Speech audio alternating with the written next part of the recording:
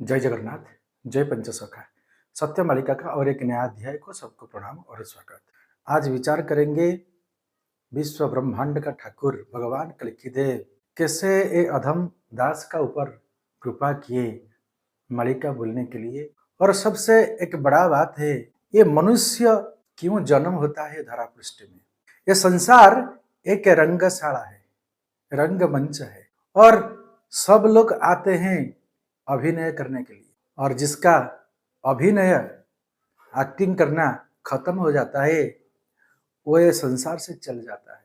तो ये हर समय ऐसा चलता रहा है। खुद ब्रह्मा, विष्णु और महेश्वर जो सृष्टिकर्ता, पालन करता और संहार करता, इस नाटक को प्रस्तुत किए हैं।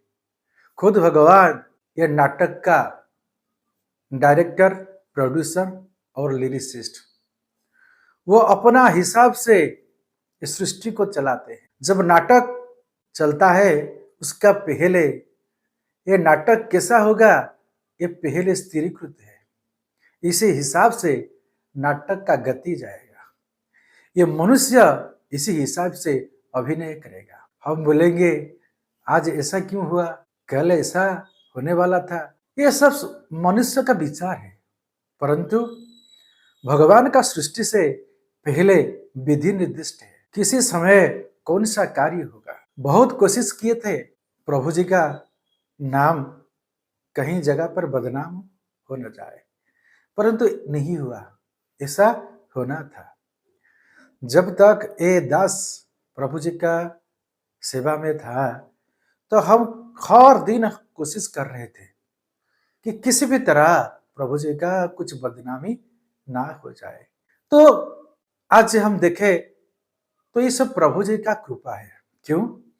क्योंकि महाप्रभु ये मालिका का माध्यम से लिखे थे कि एक दिन ऐसा समय आएगा जिस वजह से भगवान कलिकी को लोग निंदित करेंगे। ये सबसे बड़ा प्रसंग है।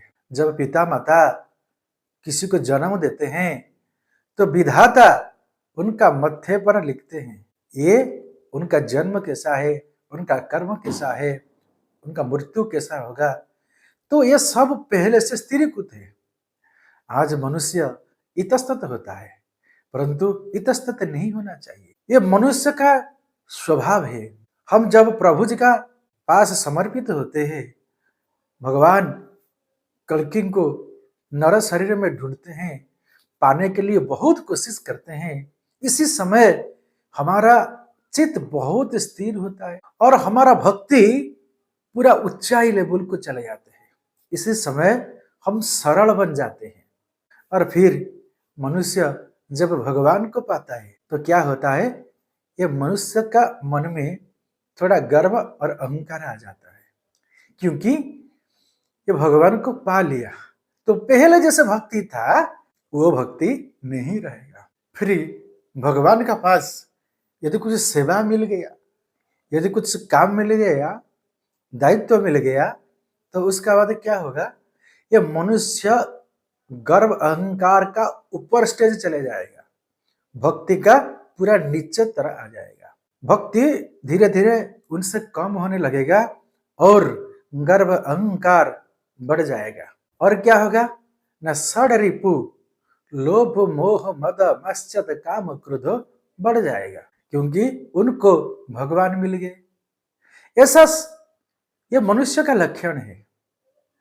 इसे सत्य युग में हुआ था, त्रेता युग में हुआ था, द्वापर युग में हुआ था। द्वापर युग में ये स्थिति बहुत गंभीर था, जिसलिए प्रभु यदुवंश को विनाश किए। तो हमको ऐसा कर्म करना चाहिए, हम भगवान के पास नहीं, भगवान हर दिन हमारा पास रहेंगे। तो मनुष्य को ऐसा कर्म करना चाहिए।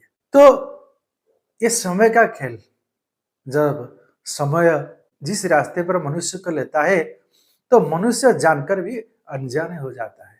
मनुष्य का आंख में माया पट्टी बंधा जाएगा तो मनुष्य को कुछ नहीं दिखाई देगा, माया का रास्ता दिखाई देगा। तो ऐसे क्यों होता है? क्योंकि भगवान का माया से कोई दूर नहीं हो सकता।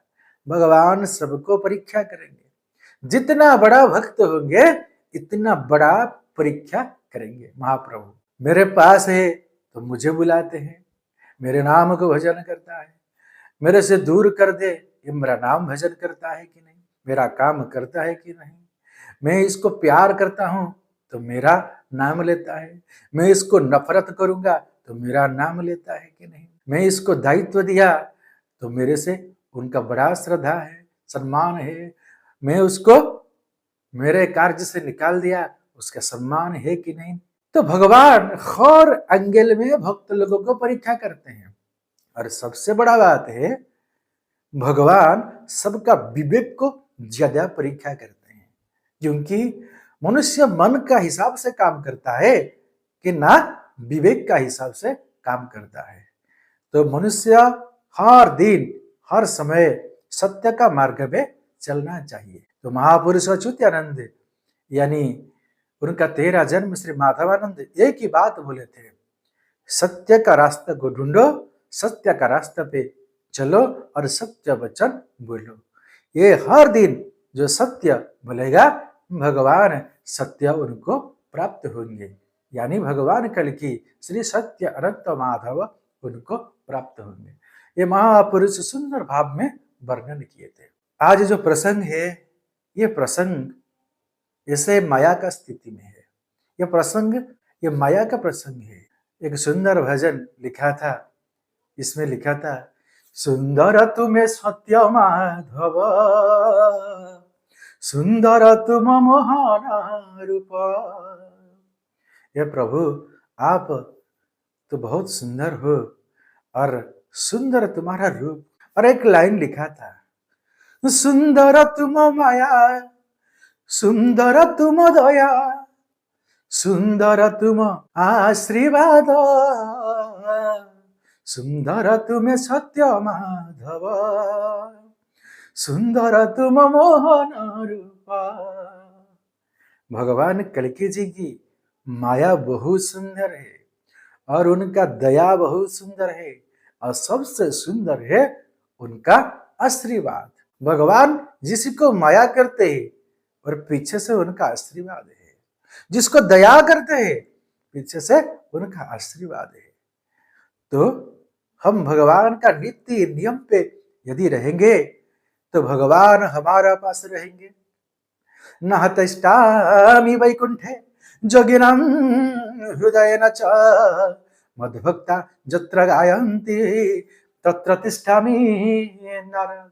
एक दिन प्रभु नारद ने बोले महाप्रभु हे मणिमा आप कहाँ पर विराजमान होते हैं? और प्रभु जी बोलते हैं न तिष्ठामि वैकुंठे जोगिनां हृदयेन च, ना मैं वैकुंठ में रहता हूँ ना जोगी लोगों का हृदय में निवास करता हूँ। और नारद जी बोले प्रभु आप कहाँ पे रहते हैं? और प्रभु बोले मद्भक्ता जत्र गायन्ति तत्र तिष्ठामि नारद। मेरा भक्त लोग जहां पर भजन कीर्तन करते हैं, मेरा ध्यान करते हैं, स्मरण करते हैं, चिंतन करते हैं, मैं वहीं पर सदा सर्वदा विराजमान हूं। मद भक्ता सब लोग नहीं है, मेरा भक्त। ये भक्त कैसे होंगे अगले के एपिसोड में हम बताएंगे। तो आज जो प्रसंग है ये प्रसंग में भगवान कल्कि देव हमारा ऊपर ये दास का ऊपर कैसे कृपा किए मालिका बोलने के लिए। ये मालिका का कार्यक्रम हम अप्रैल 30 को शुरू किए, ऑनलाइन पे ऑर्डर किए थे ये मोबाइल स्टैंड लाने के लिए शूटिंग के लिए, और ये 28 अप्रैल को पहुंचा और 29 अप्रैल को रात में हम सोए थे और स्वप्न में हम प्रभु जी को वैकुंठ धाम में देख रहे हैं। और महाप्रभु विश्व ब्रह्मांड के ठाकुर बाल स्वरूप में अपना सीढ़ी पर चढ़ते हैं और नीचे आते हैं, फिर चढ़ते हैं और नीचे आते हैं, और इतना खुशी कोई बोल नहीं सके।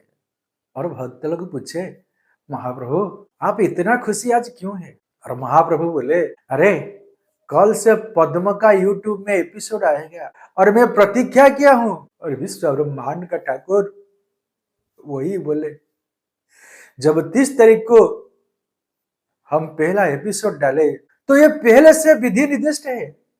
और प्रभु सपने पे बोलते हैं वही बात कि कल से पद्म का यूट्यूब में मालिका कथा आएगा और मैं प्रतीक्षा किया हूं, इंतजार किया हूं सुनने के लिए वो क्या बोलेगा। वही है महाप्रभु जी का कृपा।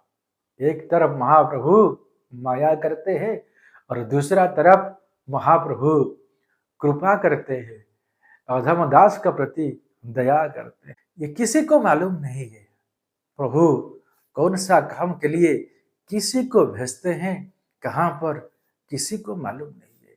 ये भगवान का अद्भुत लीला है। ये लीला को कौन पहचान सके।